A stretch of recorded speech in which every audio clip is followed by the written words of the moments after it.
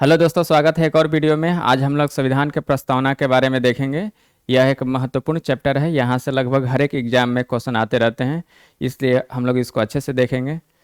तो आइए देखते हैं प्रस्तावना के बारे में। तो प्रस्तावना, जिसको उद्देशिका भी बोलते हैं, इंग्लिश में इसको प्रियम्बल बोलते हैं, यह संविधान में उद्देश्य प्रस्ताव के रूप में पारित हुआ था। ठीक ना। इसको पंडित जवाहरलाल नेहरू 13 दिसंबर 1946 को संविधान सभा में प्रस्तुत किए थे और 22 जनवरी 1947 को पास हुआ था। ठीक है। और अगर प्रस्तावना को देखा जाए तो प्रस्तावना का जो विचार है ये अमेरिका से लिया गया है। सर्वप्रथम किसी देश ने अगर प्रस्तावना का इस्तेमाल किया था तो अमेरिका ही था, और अमेरिका का ही सबसे पहला लिखित संविधान था। और हमारा, आप लोग जानते हैं कि भारत का भी लिखित संविधान है और सबसे बड़ा संविधान है। अगर इसकी भाषा या शब्द जो कहें, जैसे हम भारत के लोग ये सब स्टार्ट जो होता है, ये वाला चीज़ हम लोग लिए हैं ऑस्ट्रेलिया से लिए हैं। तो प्रस्तावना का विचार जो है हम लोग अमेरिका से लिए हैं, यूएसए से लिए हैं, और इसका जो शब्द है या भाषा है इसको हम लोग ऑस्ट्रेलिया से लिए हैं। इसको संविधान सभा में नेहरू जी ने पेश किया था। ठीक है। और ये उस समय उद्देश्य प्रस्ताव के रूप में पेश हुआ था, लेकिन जब ये पारित हो गया था लास्ट में यही प्रस्तावना का रूप ग्रहण किया था। फिर हम लोग अगला देखते हैं। ये प्रस्तावना है, इसको आप लोग क्या है कि ये इतना महत्वपूर्ण चैप्टर है कि टॉपिक है कि इसको आप लोग डिटो याद कर लेना चाहिए, क्योंकि इसका हर एक जगह इस्तेमाल होता है। आप प्री में भी इसमें से क्वेश्चन आ जाता है, जैसे ये जो शब्द है इसका क्रम पूछ देगा, या जैसे न्याय है तो कितने प्रकार के न्याय है ये सब पूछ देगा, या मेंस में भी इसका जरूरत पड़ता है और इंटरव्यू में भी पड़ सकता है, इसलिए इसको आप लोग याद कर लीजिएगा। तो प्रस्तावना अगर देखा जाता है, लिखा है कि हम भारत के लोग भारत को एक संपूर्ण प्रभुत्व संपन्न समाजवादी पंथ निरपेक्ष लोकतंत्रात्मक गणराज्य बनाने के लिए तथा उसके समस्त नागरिकों को सामाजिक, आर्थिक और राजनीतिक न्याय की बात की जा रही है यहाँ पे। यानी न्याय देखा जाए तो कौन कौन से है, सामाजिक, आर्थिक और राजनीतिक, तीन प्रकार के न्याय की यहाँ पे चर्चा की गई है। फिर विचार, अभिव्यक्ति, विश्वास, धर्म और उपासना की स्वतंत्रता, यानी स्वतंत्रता की बात की जाएगी तो 5 प्रकार के हैं, बिलीफ, फेथ, वर्शिप, ये सब इंग्लिश में होता है। इसको विचार, अभिव्यक्ति, विश्वास, धर्म और उपासना। फिर समता की बात की जा रही है, प्रतिष्ठा और अवसर की, मतलब कि यहाँ पे डिग्निटी की बात हो रही है। प्रतिष्ठा और अवसर की समता होनी चाहिए इसको प्राप्त करने के लिए, तथा उन समय व्यक्ति की गरिमा और राष्ट्र की एकता और अखंडता सुनिश्चित करने वाली बंधुता बढ़ाने के लिए। यानी बंधुता की यहाँ पे बात की गई है, जिसमें व्यक्ति की गरिमा एक है और दूसरी है राष्ट्र की एकता और अखंडता की बात की जा रही है। डेट संकल्प होकर यहाँ ये डेट की बात हो रही है कि हम जो संविधान है उसको कब बनकर, मतलब अपने आप को कब एडॉप्ट किए थे, इनेक्ट किए थे। तो ये जो डेट था इम्पोर्टेंट है, 26 नवंबर 1949 को हम लोग एडॉप्ट और इनेक्ट किए थे, मतलब अंगीकृत, अधिनियमित और आत्म अर्पित किए थे। ठीक है। फिर प्रस्तावना के बारे में कुछ जो विशेषज्ञ है वो बताए हैं कि जैसे एन पालके वाला प्रस्तावना को क्या बोलते हैं, तो प्रस्तावना संविधान का परिचय पत्र है। ठीक है। उसी तरह के एम मुंशी है, ये बोलते हैं कि हमारे संप्रभु लोकतांत्रिक गणराज्य का भविष्य फल है। ठीक है, यानी जन्म पत्र है एक तरफ से, ये बोलते हैं। फिर एक थे आलादी कृष्ण स्वामी अय्यर, ये बोलते हैं कि प्रस्तावना हमारे दीर्घकालीन सपनों का विचार है। ठीक है। नेक्स्ट देखते हैं सुभाष कश्यप, जिसका बुक भी आता है, आप लोग पढ़ते होंगे पोल्ट्री के बारे में। तो ये बोले हैं कि संविधान शरीर है तो प्रस्तावना उसकी आत्मा है। प्रस्तावना अगर आधारशिला है तो संविधान उस पर खड़ी अट्टालिका है। फिर बी आर अम्बेडकर के बारे में अगर ये कुछ, हालांकि प्रस्तावना के बारे में नहीं बोले, लेकिन संविधान को एक पवित्र दस्तावेज के रूप में बताए हैं। ठीक है। प्रस्तावना में कुछ तत्व दी गई है, मतलब कि जो मेन तत्व या पार्ट जो कह लीजिए वो है कि वो संविधान के बारे में कुछ बताता है कि संविधान के बारे में, कि मतलब कि जो भारत का जो राजनीतिक स्वरूप हो कैसा होगा, जैसे न्याय है तो कौन सी न्याय, इस टाइप की कुछ इसमें चर्चा की गई, वही यहाँ पे लिखा गया है। तो जैसे देख रहे होंगे कि शुरू होता है प्रस्तावना हम भारत के लोग, यानी यहाँ से बात की जा रही है कि संविधान को जो शक्ति है जनता से मिलती है। ठीक ना। संविधान को शक्ति कहाँ से मिलती है, जनता से मिलती है। फिर अगला है कि उसमें आगे पढ़े होंगे, जैसे संप्रभु, समाजवादी, धर्मनिरपेक्ष, लोकतांत्रिक, गणतांत्रिक, ये भारतीय राज्य व्यवस्था के स्वरूप के बारे में बात की जा रही है। यानी भारतीय राज्य व्यवस्था जो होगी उसका स्वरूप कैसा होगा, तो संप्रभु होगी। संप्रभु में यानी हम फुली रूप से आज़ाद है, हम किसी के डोमिनियन नहीं हैं। समाजवादी, धर्मनिरपेक्ष, लोकतांत्रिक और गणतांत्रिक, मतलब गणराज्य के रूप में होगा, जिस इसका मतलब होता है कि हम हमारा जो हेड होगा वो इलेक्टेड होगा, ब्रिटिश की तरह नहीं, वंशवाद नहीं होगा। फिर हम लोग नेक्स्ट, ये तो राज्य व्यवस्था के स्वरूप हो गया। अब हम लोग अगला देखते हैं कि इसमें बात की जाती है कि जो प्रस्तावना में कि संविधान को अब एडॉप्ट और इनेक्ट किया गया, उसकी डेट भी बात की गई है कि कब अंगीकृत, अधिनियमित, आत्मार्पित किया गया है। तो 26 नवंबर 1949 को किया गया है, और पूर्ण रूप से लागू देखा जाए तो 26 जनवरी 1950 को हुआ था। संविधान अगर पूर्ण रूप से लागू हुआ है तो 26 जनवरी 1950 को, लेकिन एडॉप्ट जब बन के तैयार हुआ था 26 नवंबर 1949 को। इस समय जैसे सिटीजनशिप और इलेक्शन से रिलेटेड कुछ जो प्रोविजन थे उस समय लागू हो गए थे, बाकी फुल रूप से इस दिन स्टार्ट हुए थे। फिर देखा जाए तो संविधान का कुछ उद्देश्य होता है, और उद्देश्य जो है प्रस्तावना में उसको समाहित किया गया है, मतलब जो भी संविधान का उद्देश्य है उसको शब्दों के रूप में प्रस्तावना में दिया गया है। तो क्या है कि जैसे न्याय होनी चाहिए, सामाजिक, आर्थिक और राजनीतिक, स्वतंत्रता जो 5 प्रकार की है, समता ये भी 2 प्रकार की है, और बंधुत्व ये भी 2 प्रकार, कोई कोई इसको एक बोलता है लेकिन 2 प्रकार के दिखता है। फिर वहीं जो पढ़े उसी को हम लोग एक तरफ से टेबल फॉर्म में कर लिए हैं। प्रस्तावना में तो क्या बोलती है, ये प्रस्तावना से क्या पता चलता है, संविधान के शक्ति का स्रोत का पता चलता है कि मतलब कि जो पावर संविधान को मिलती है, कहाँ से मिलती है, तो भारत की जनता से मिलती है। फिर स्वरूप भारतीय व्यवस्था कैसी होगी, तो संप्रभु होगी, समाजवादी होगी, पंथ निरपेक्ष होगी। पंथ निरपेक्ष मतलब धर्म निरपेक्ष, मतलब हम सभी धर्मों का समान आदर करेंगे, ठीक है। डेमोक्रेसी लोकतंत्रात्मक होगी, गणराज्य। फिर यहाँ पे कुछ सिटीजन्स के बारे में, मतलब नागरिकों के लिए दी गई है कि न्याय होना चाहिए सभी के साथ, कौन कौन सी सामाजिक, आर्थिक और राजनीतिक न्याय होनी चाहिए। स्वतंत्रता की बात की गई है, ये जो 5 प्रकार की है। फिर समता की बात की गई है, यानी प्रतिष्ठा और अवसर की वो जो समानता होनी चाहिए, सबको समान अवसर मिलनी चाहिए, ये सब चीज़। फिर बंधुत्व, व्यक्ति की गरिमा और राष्ट्र की एकता में अखंडता, ये सब बात की गई है जो हम लोग पहले देख चुके हैं। फिर अगर हम लोग अगला पे आते हैं तो जो जो प्रस्तावना में जो शब्द है, महत्वपूर्ण शब्द है जो राज्य व्यवस्था का स्वरूप बताता हो चाहे नागरिकों के लिए, उसको हम लोग कुछ कुछ उसमें से पॉइंट देख लेते हैं ब्रीफली। तो सबसे पहले देखेंगे कि, और एक और बात जो है, इसको आप लोग ना जो प्रस्तावना है उसको लाइन से मतलब क्रम वाइज सब याद होना चाहिए, क्योंकि क्वेश्चन ये भी पूछ देता है कि जैसे संपूर्ण प्रभुत्व संपन्न है, समाजवादी है, पंथ निरपेक्ष, लोकतंत्रात्मक, गणराज्य, इसको बोल देगा क्रमवाद से इसको सजाए, या न्याय इसको भी क्रमवाद बोल सकता है, या कितने प्रकार की ये है। फिर स्वतंत्रता के बारे में कि कितने प्रकार की है और कौन कौन है, तो इसलिए आप लोगों को ये सारा याद होना चाहिए, ठीक है। अब हम लोग आते हैं नेक्स्ट टॉपिक पे। तो कुछ महत्वपूर्ण जो टॉपिक है इसमें, जैसे सोवरेनिटी यानी संप्रभु की बात हो रही है, संप्रभुता की बात हो रही है। तो भारत क्या है, एक संप्रभु देश है, यानी अब हम लोग अंग्रेजों के डोमिनियन नहीं रहे हैं, ठीक ना।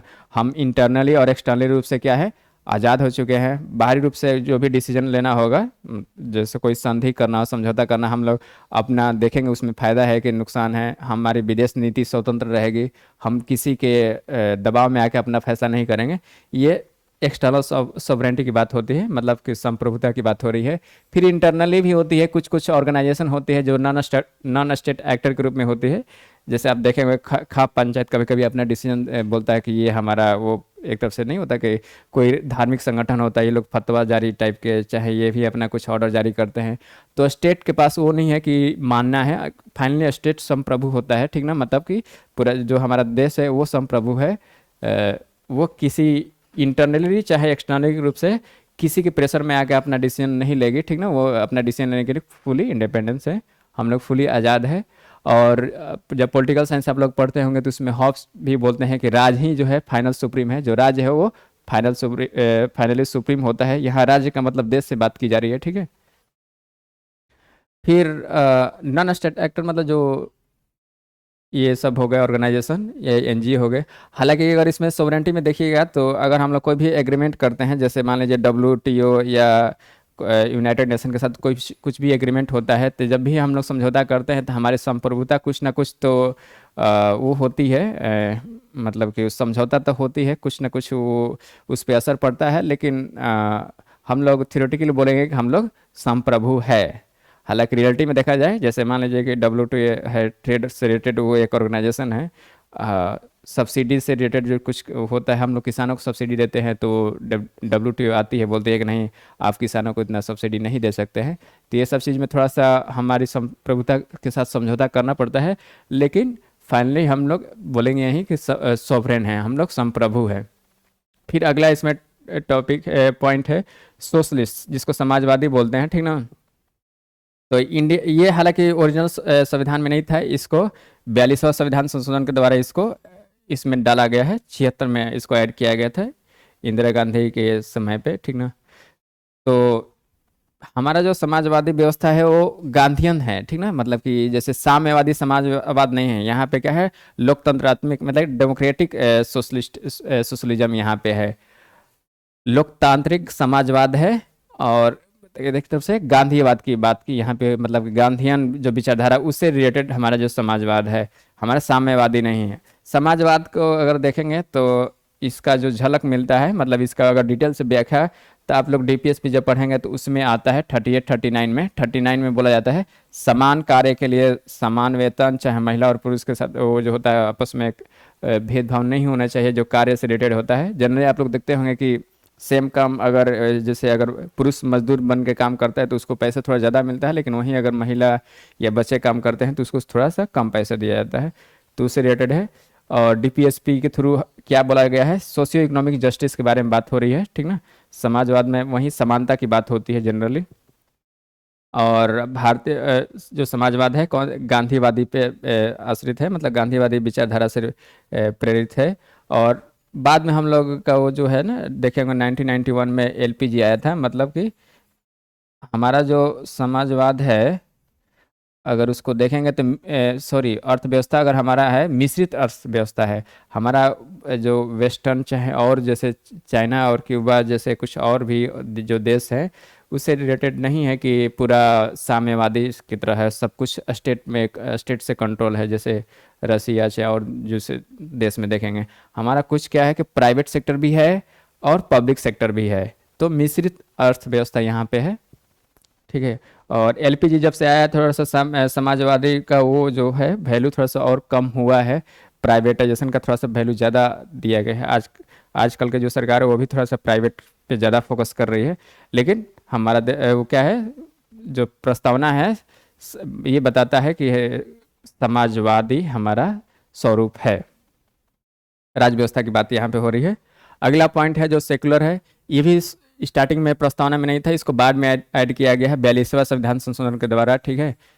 हालांकि प्रस्तावना में नहीं था, लेकिन अगर इसको फंडामेंटल राइट में देखेंगे तो आर्टिकल 25 से 28 में ये था सेकुलर, पंथ निरपेक्ष इसको बोलते हैं। मतलब इसका मतलब क्या होता है कि सर्वधर्म समभाव, यानी सभी धर्मों का हमको समान करना है, ठीक ना।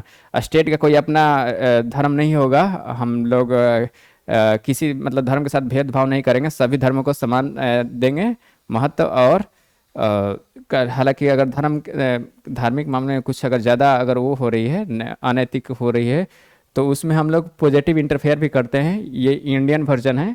वेस्टर्न में क्या होता है, वेस्टर्न कंट्री में जो वहाँ सेकुलरिज्म है वहाँ पे क्या होता है कि स्टेट और रिलीजन कम्प्लीटली अलग अलग है, मतलब कि धर्म ये पूरा ये अलग और ये पूरा अलग, इन दोनों में कोई उतना वो नहीं होता है।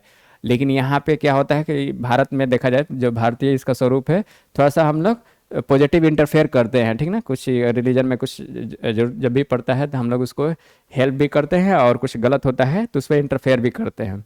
लेकिन वेस्टर्न कंट्री में क्या है, धर्म अलग राज्य अलग, वो धर्म निजी मामला होता है, उसमें राज्य थोड़ा सा भी इंटरफेयर नहीं करेगी, एकदम कंप्लीट न्यूट्रल होती है वेस्टर्न में। लेकिन हम लोग कंप्लीट न्यूट्रल नहीं होते हैं, सकारात्मक हस्तक्षेप कर सकते हैं। SR बम्बई केस में पंथ निरपेक्ष को संविधान का मूल संरचना का भाग बताया गया है। मूल संरचना का मतलब ये हुआ कि इसको हम लोग हटा नहीं सकते, ये संविधान का मूल संरचना है, इसको लेजिस्लेचर के द्वारा इसको हटाया नहीं जा सकता है। फिर अगला पॉइंट है डेमोक्रेटिक, यानी लोकतंत्र की बात हो रही है। तो भारत में जो लोकतंत्र है वो क्या है, रिप्रेजेंटेटिव डेमोक्रेसी है। आप लोग जानते होंगे कि डेमोक्रेसी दो टाइप की होती है, मतलब लोकतंत्र दो टाइप की, एक डायरेक्ट होती है एक इनडायरेक्ट होती है, ठीक है। तो हमारा जो चूँकि देश बड़ा है तो यहाँ पे डायरेक्ट डेमोक्रेसी पॉसिबल नहीं है, तो इनडायरेक्ट चलती है। तो अगर उसमें भी संसदीय है यानी पार्लियामेंट्री फॉर्म ऑफ गवर्नमेंट होती है तो प्रतिनिधि संसदीय लोकतंत्र बोल सकते हैं, या रिप्रेजेंटेटिव डेमोक्रेसी। और इसमें क्या होता है कि हम लोग जैसे वयस्क मताधिकार के आधार पे उसमें हम लोग उस सब लोग पार्टिसिपेट करते हैं चुनाव में, और एक अपना प्रतिनिधि चुनते हैं और वहीं हमारे बिहाफ पे काम करता है। मतलब कि थ्योरेटिकली तो ऐसा होता है कि जो भी हमारा प्रतिनिधि है वो हमारे बिहाफ पे काम करता है, लेकिन रियलिटी में आप लोग भी जानते हैं कि चुनाव जीतने के बाद प्रतिनिधि फिर हम लोगों को कहाँ याद रखते हैं, वो भूल जाते हैं और फिर अपने बिहाफ पे या पार्टी के बिहाफ पे काम करना शुरू करते हैं, जनता का भूल जाते हैं। तो हमारे संविधान में बताया गया है कि वयस्क मताधिकार के आधार पर चुनाव होता है, और मतदान सूची जो होती है उसको अगर देखा जाए तो आर्टिकल 325 के में मेंशन किया गया है कि इसमें कोई भेदभाव नहीं किया जाएगा, जाति, जन्म स्थल, रेस, कास्ट, ये सब रिलीजन के आधार पे कोई भेदभाव नहीं की जाएगी। और 326 में बताया गया है कि अगर पार्लियामेंट और स्टेट लेजिस्लेचर के चुनाव हो रही है तो वयस्क मताधिकार के आधार पे होनी चाहिए, ठीक है, मतलब होती है। ये सब बताया गया है 325, 326 मतदान सूची 325, 326 में चुनाव में वयस्क मताधिकार का वो प्रयोग होगा।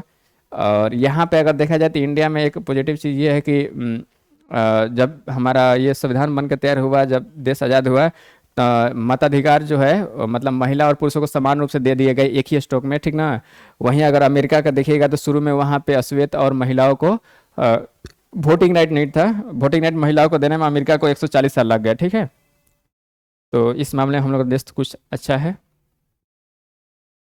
फिर जैसे हम लोग बताया कि छोटे देशों में डायरेक्ट डेमोक्रेसी होती है, तो डायरेक्ट डेमोक्रेसी कुछ टूल्स होता है, औजार होता है जिसके माध्यम से अपना वो काम करते हैं।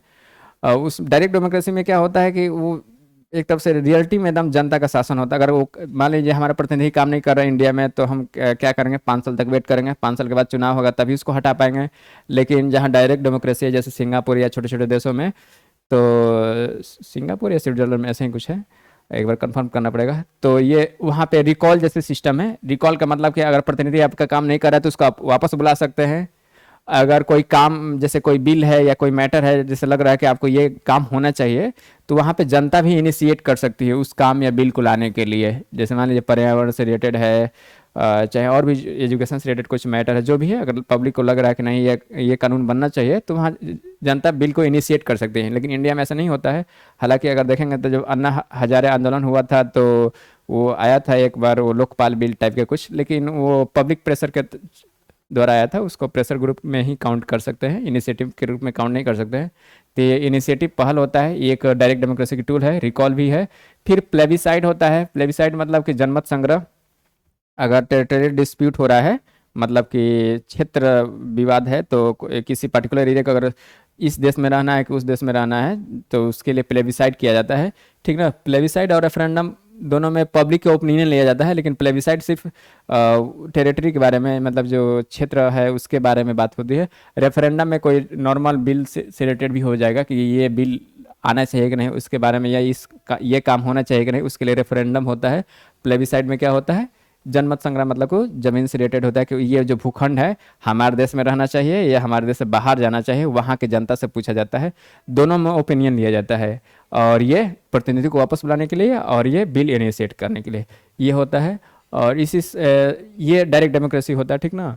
और इनडायरेक्ट डेमोक्रेसी में क्या होता है कि हम प्रतिनिधि को वापस नहीं बुला सकते हैं। तो इसी केस में रूसो जो है ये भी एक राजनीतिक फिलोसफर है, कह सकते हैं, थिंकर है। ये बोले थे कि जो अंग्रेज है, मतलब इंग्लिश मैन, चाहे जो वेस्टर्न कंट्री के बारे में बोले हैं कि English man get free only once in 5 साल, यानी 5 साल में सिर्फ एक बार आज़ाद होता है। जब भी चुनाव का मौका मिलता है तब उस समय आप थोड़ा सा अपना आज़ादी का वो प्रभाव, मतलब कि उपयोग करते हैं। ऐसे तो फिर चुनाव जीतने के बाद तो प्रतिनिधि फिर तो जनता का सुनता कहाँ है, तो उस केस में वो बोले थे।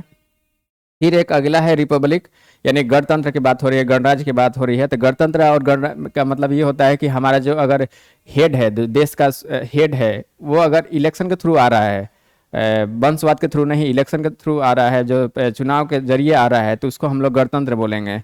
जैसे इंडिया में हमारा हेड कौन सा होता है, राष्ट्रपति है। राष्ट्रपति का चुनाव क्या होता है, यहाँ पे चुनाव के माध्यम से आते हैं। कोई भी राष्ट्रपति बन सकता है, बस उसको चुनाव जीतना होता है, ठीक ना। लेकिन वहीं अगर ब्रिटिश में देखेंगे तो वहाँ भी लोकतंत्र है, लेकिन वहाँ का जो हेड होता है वो इलेक्टेड नहीं होता है, वह वंशवाद के थ्रू आता है। मतलब कि राजा है, उसी का बेटा बेटी राजा या रानी बनेगा, ठीक है। अभी वहाँ प्रिंस चार्ल्स तृतीय है, तो वहाँ राजशाही है, उसको कॉन्स्टिट्यूशनल मोनार्क भी बोलते हैं, ठीक ना। मतलब वहाँ डेमोक्रेसी भी है, वहाँ कॉन्स्टिट्यूशन भी है, लेकिन वहाँ क्या है कि वो चुनाव के जरिए नहीं, अपने वो पीढ़ी दर पीढ़ी वहीं बनते जाते हैं, एक ही परिवार पे कब्जा होता है। जबकि गणतंत्र में क्या होता है कि ये पोस्ट होता है, जो गणतंत्र का मतलब यही होता है कि जो राष्ट्र जो हेड का पोस्ट है सभी के लिए ओपन है, कोई भी इस पे आ सकता है। लेकिन अगर वहीं राजशाही या ब्रिटिश में देखेंगे तो वहाँ पे ब्रिटिश का हेड जो है कोई नहीं बन सकता, बस रॉयल फैमिली से ही आदमी जो रहेगा वहीं आएगा, ठीक है। और इंडिया रिपब्लिक कंट्री है क्योंकि यहाँ का जो हेड प्रेसिडेंट होते हैं और प्रेसिडेंट का चुनाव के थ्रू ही वहाँ पे वो अपने पद पे आसीन होते हैं। तो ये था रिपब्लिक। फिर न्याय के बाद, जैसे न्याय के हम लोग शुरू में भी बात किए हैं कि न्याय क्या है, सामाजिक, आर्थिक और राजनीतिक न्याय, तीन प्रकार के न्याय की बात की गई है। और न्याय को अगर देखिएगा तो जो प्रस्तावना में न्याय है इसको कहाँ उल्लेख और विस्तृत वर्णन किया गया है, तो एक मौलिक अधिकार में किया गया है और डीपीएसपी में किया गया है, ठीक है। फिर इसको देखा जाएगा तो रूसी क्रांति से लिया गया है, वो जो रूसी क्रांति 1917 में हुआ था वहाँ से लिया गया है। फिर स्वतंत्रता की बात की जा रही है, ये भी प्रस्तावना में उल्लेखित है। ये 5 प्रकार की है, अभिव्यक्ति, विश्वास, धर्म और उपासना की स्वतंत्रता है, ठीक है। और एक विचार वाला शायद मिसिंग है इसमें, विचार, अभिव्यक्ति, विश्वास, धर्म और उपासना की स्वतंत्रता है। और ये इसको अगर देखा जाएगा तो उल्लेखित कहाँ किया गया है, तो ये मौलिक अधिकार में किया गया है, आर्टिकल 19 से 22 में आप देखेंगे, खासकर आर्टिकल 19 में ज़्यादा मेंशन किया गया है। बाकी मतलब कि संविधान का जो मौलिक अधिकार है उसमें मेंशन किया गया है। और ये फ्रांस की क्रांति से लिया गया है। नेक्स्ट देखते हैं समता यानी समानता की बात हो रही है। इसको अगर देखा जाए तो मौलिक अधिकार और डीपीएसपी दोनों जगह इसका मेंशन किया गया है।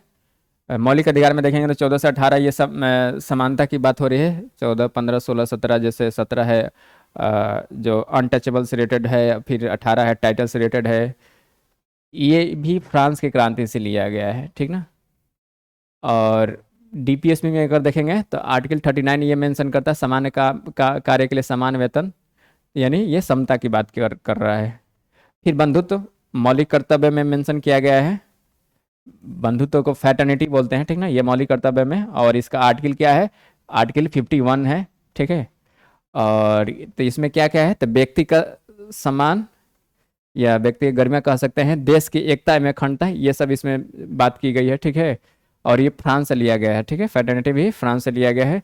और जो अखंडता है ये भी हमारे ओरिजिनल जो संविधान की प्रस्तावना थी उसमें नहीं था, इसको भी बाद में ऐड किया गया है 42 के द्वारा, मतलब 42वां संविधान संशोधन के द्वारा इसको ऐड किया गया है। प्रस्तावना में अभी तक से एक बार अमेंडमेंट किया गया है, जो 42वां संविधान संशोधन के द्वारा किया गया, इसमें 3 शब्द ऐड किए गए थे, समाजवाद, सेकुलर और ये अखंडता। फिर हम लोग नेक्स्ट देखते हैं तो प्रस्तावना के बारे में स्टार्टिंग से ही कुछ ना कुछ मतलब डिस्प्यूट रहा है। कुछ लोग बोलते थे कि नहीं ये संविधान का भाग नहीं है, कुछ लोग बोलते संविधान का भाग है। तो इसमें 2-3 केस आया था, जजमेंट, उस पर देखते हैं। तो सबसे पहले आया था बेरूबारी केस 1960 में आया था। इसमें बोला गया था कि संविधान का भाग नहीं है, इसलिए आप इसको अमेंड नहीं कर सकते हैं, ठीक ना। और ये एक तरफ से निगेटिव व्यू के रूप में था कि ये संविधान का भाग नहीं है। लेकिन इसी में एक पॉजिटिव ये भी था कि जो संविधान निर्माता थे उनके वो था कि मस्ती के लिए एक कुंजी की तरह काम किया है, it is key to the mind of framer of the constitution, ऐसे करके उसमें जजमेंट था। फिर केशवानंद भारती मामला था जो 1973, ये बहुत फेमस है, ये अधिकतर एग्जाम में इसके बारे में आता भी रहता है किसी न किसी एंगल से। इसमें बहुत सारा जजमेंट आया था। ये बताया था कि जो प्रस्तावना है संविधान के भाग है और इसमें संशोधन हो सकता है। इसी में एक और जजमेंट था कि संशोधन पार्लियामेंट तो संविधान के कर सकती है, लेकिन संशोधन उतना ही करेगी जब तक से उसका बेसिक स्ट्रक्चर यानी मूल संरचना डिस्टर्ब ना हो, उतना ही तक, मतलब मूल संरचना आप डिस्टर्ब नहीं कर सकते हैं, उतना तक आप संशोधन कर सकते हैं। और बेसिक स्ट्रक्चर का वो कंसेप्ट इसमें आया था केशवानंद भारती केस में। फिर ये भी था कि प्रस्तावना ना तो मतलब कि अभी है कि प्रस्तावना ना तो विधायिका के शक्ति का सोर्स है, मतलब कि प्रस्तावना से ना ही विधायिका शक्ति निकाल सकती है और ना ही विधायिका कोई काम करेगी तो उसकी शक्तियों पर प्रतिबंध लगाएगा प्रस्तावना, ठीक ना। तो प्रस्तावना न तो सोर्स ऑफ पावर है और ना ही किसी पे रिस्ट्रिक्शन लगा सकती है। और यह गैर न्यायिक है, यानी जैसे जिस तरह से डीपीएसपी न्यायालय में उसको वो नहीं कर सकते हैं, उसके बातों को फॉलो कराने के लिए न्यायालय में नहीं जा सकते हैं, उसी तरह प्रस्तावना की बातों को भी लागू करने के लिए आप न्यायालय का दरवाजा खटखटा नहीं सकते हैं, ठीक ना। ये था। फिर अगला भी कि जैसे संविधान की आत्मा अगर पूछा जाता है कि संविधान की आत्मा किसको कहा जाता है, तो प्रस्तावना के बारे में कहा जाता है, ठीक ना। जब भी क्वेश्चन पूछा जाए कि संविधान की आत्मा किसको कहा जाए, बिना नाम लिए, तब बोलेंगे कि प्रस्तावना। लेकिन जैसे ही बोलेंगे कि बी आर अम्बेडकर ने संविधान की आत्मा किसको कहा है, तो उसको आप लोग मेंशन करेंगे आर्टिकल 32, यानी 32 जो है संवैधानिक उपचार है। जैसे नहीं होता है कि मौलिक अधिकार फॉलो नहीं हो रहा है तो उसके लिए आप कोर्ट जा सकते हैं। मौलिक अधिकार न्यायिक है, मतलब इसको जैसे डीपीएसपी प्रस्तावना के लिए आप कोर्ट के दरवाजा नहीं खटखटा सकते हैं, लेकिन मौलिक अधिकार के लिए खटखटा सकते हैं। सुप्रीम कोर्ट भी जा सकते हैं, हाई कोर्ट भी जा सकते हैं। आर्टिकल 32 की तरह आप सुप्रीम कोर्ट जा सकते हैं, आर्टिकल 226 के थ्रू आप जा सकते हैं हाई कोर्ट में। तो बी आर अम्बेडकर ने किसको संविधान की आत्मा कहा था, तो 32 को कहा था। संविधान प्रस्तावना में एक बार संशोधन हुआ है, जिसको आप बताए थे 1976 में हुआ था, 42वां संविधान संशोधन के द्वारा। इसमें 3 शब्द ऐड किए गए थे, तो कौन कौन थे, तो एक समाजवाद था, पंथ निरपेक्ष था और अखंडता था। समाजवाद जो पहले तीनों की चर्चा हो चुकी है, पंथ निरपेक्ष मतलब धर्म निरपेक्ष की बात हो रही है, समाजवाद समानता की जो बात करते हैं, मतलब समाज इक्वल होना चाहिए। अखंडता देश से रिलेटेड है कि देश अपना यूनाइट होना चाहिए, क्योंकि देश पूरा डाइवर्स कंट्री है। एक तरफ से ये मनोवैज्ञानिक और ये टर्म्स टाइप से है ये। फिर अगला हम लोग देखते हैं कि संविधान की जो प्रस्तावना में जो आदर्श है, चाहे उद्देश्य है, जैसे होता है कि संविधान के जो भी उद्देश्य है उसको प्रस्तावना के में शब्दों के माध्यम से डाला गया है। और इसकी डिटेल व्याख्या कहाँ कहाँ की गई है, तो जो भी इसमें आदर्श और उद्देश्य है इसकी डिटेल व्याख्या की गई है। एक तो मौलिक अधिकार फंडामेंटल राइट में, और एक डीपीएसपी जो राज्य को निर्देशित करती है कि आपको ये काम करना चाहिए, और एक मौलिक कर्तव्य इसके थ्रू किया गया है। तो ये था आज का हम लोग का प्रस्तावना का एक छोटा सा टॉपिक जो था, इसके बारे में हम लोग देखे। उम्मीद है कि इसके अब आगे आप इसको एक बार पढ़ लीजिएगा तो फिर आप इससे रिलेटेड कोई भी क्वेश्चन नहीं छूटेगा। फिर हम लोग देखेंगे बाद में, अगर जरूरत पड़ेगा तो कुछ ऑब्जेक्टिव क्वेश्चन भी लाएंगे। ठीक है, थैंक यू।